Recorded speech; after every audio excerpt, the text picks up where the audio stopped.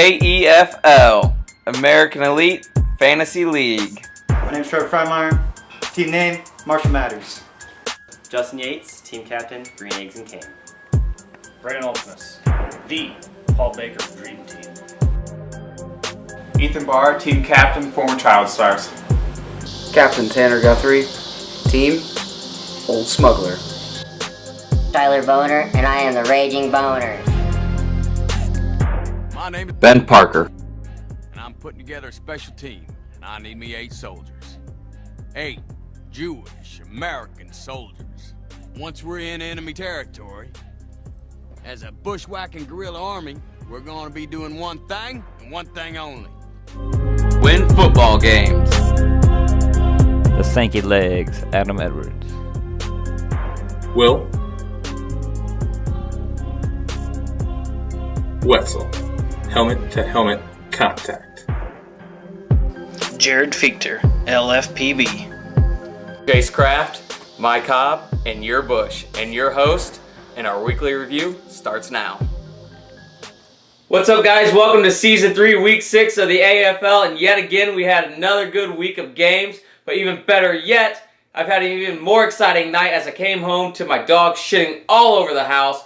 Note to self, don't ever feed the dog Boy Scout popcorn again, ever. Just a bad idea. I highly recommend never doing it. But bigger yet, big shout out to Tanner for helping clean up the mess. Not only if he could clean up the mess of his fantasy team that he's got going on with his roster, that'd be even better. But going into the games, I got the big win there over Inglorious Bastards, 138.4 to 105.9. Marshall Matters picks up his second win of the year as he's storming back for the playoff spot there against the Sankey Legs, 124.1 to 113. Then former Child Stars gets a big win over helmet-to-helmet contact there, 114.2 to 110.9. Paul Baker's Dream Team dreams up yet again another win this season, their 4th of the year, beating Grand Slam Breakfast Squad, 112.5 to 108.4. Then Old Smuggler there picks up the win over Green Eggs and Cam, but then again, who doesn't pick up the win against Green Eggs and Cam?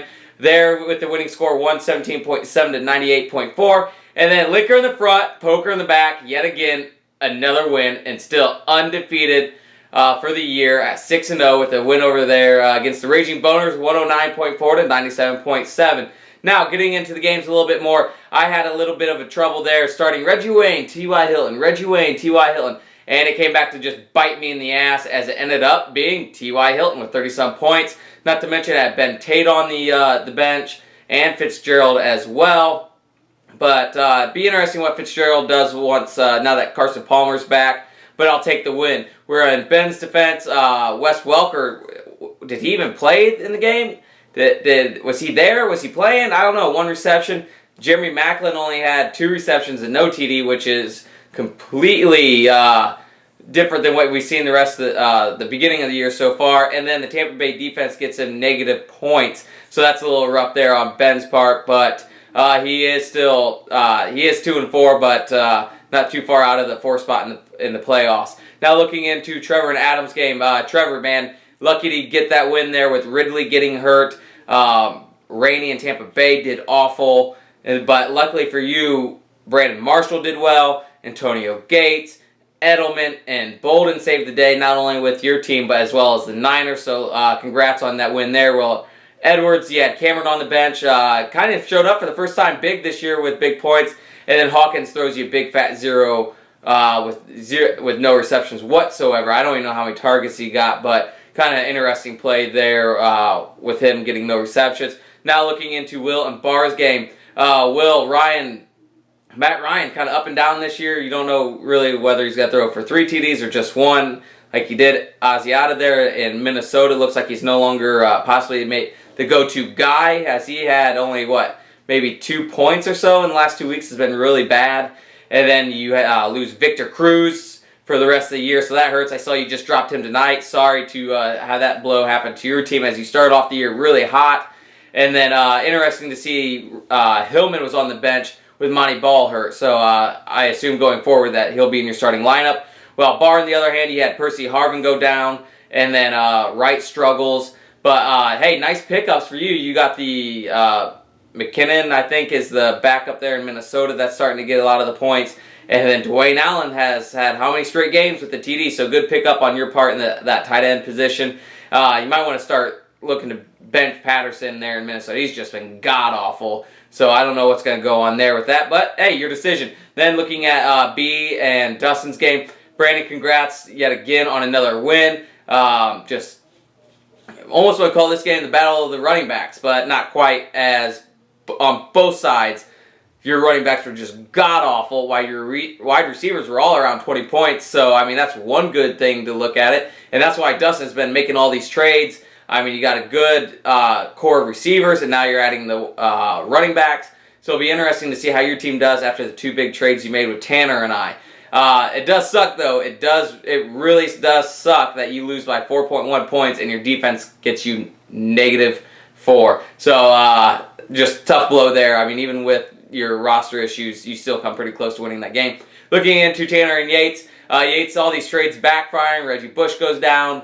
Calvin Johnson doesn't play. And then you trade Calvin Benjamin to Tanner, and he goes off this week. What do you know? What do you know? I mean, he kind of goes in and out, week in, week off with big points, but definitely backfired there on that part. Doug Martins isn't doing anything. AJ Green's hurt. I mean, you're just getting, your whole season's just tossed to the side with everything that's going on injury-wise. While Tanner, on the other hand, kind of had a rough game there with Wilson and Lynch, not scoring big points, but the Seattle defense did score you a touchdown. And then, like I said, the Benjamin trade worked out well for you. And Sanu as well. AJ Green goes down on Yates' bench, and you take full advantage of him with Sanu getting the big points there, I think getting you 20. Then looking at Jared and Tyler's game, Jared undefeated 6-0. I need to look it up. I need to look it up to see if this is the best start in our fantasy league history. First thought is yes, I think so, possibly, but I'll look it up at some point. Maybe not tonight. Yeah, maybe like a couple weeks. But hey, you gotta love Trent Richardson, man. He doesn't do anything flashy or spectacular, but he's consistently getting you 10 points. So is Jordy Nelson as well. At one point, he was leading the league in receptions and yards. Interesting to see Quick there actually didn't do anything at all last night, which is surprising. But then again, playing the 49ers defense, so I mean, what do you expect? And then Tyler, on the other hand, Chris Ivory starts out so hot with the Jets. I mean, he's just doing great. And then he just disappears these last 2 weeks. But good play on your part, putting Bell in the flex position, getting you 17 points. While Vincent Jackson's had 2 back-to-back weeks of pretty decent points. And then Emmanuel Sanders kind of shit to bed there with only 3 receptions. So for having kind of a little bit of a down week, you didn't put up too many. You didn't do too bad there against Victor, honestly. I mean, you came close to defeating the only undefeated team still, but still just a little short. But now, guys, that's our games for this week. Now let's get into this week's hard hit of the week. And this week's hard hit of the week has to go to Yates. I mean, he's been basically trade raped by both Tanner and I, which is, I gotta tell you, I mean, it felt pretty fucking good. I mean, I'm not gonna lie, it felt really good, and I'm sure Tanner will say the same. But I mean, you trade for Calvin Benjamin and Reggie Bush.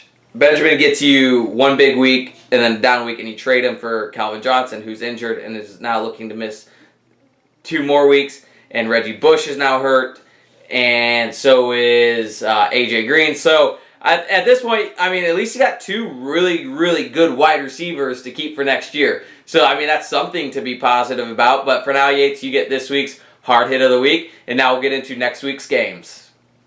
All right, nerds, looking into the Week 7 matchups, it looks like it's going to be the battle of the roommates as I take on Tanner, with Tanner getting the projected win there, 130 to 112. Green Eggs and Cam takes on Paul Baker's Dream Team, with Green Eggs and Cam there getting the projected win, 157 to 127. The 2-4 Sinky Lakes takes on the 3-3 Helmet-to-Helmet Contact, as it looks like it's the Battle of Indianapolis there, with Helmet-to-Helmet Contact getting the win, 114 to 108. The 2-4 Marshall Matters takes on the 6-0 Liquor in the Front, Poker in the Back, with Jared there getting the projected win, 124 to 102.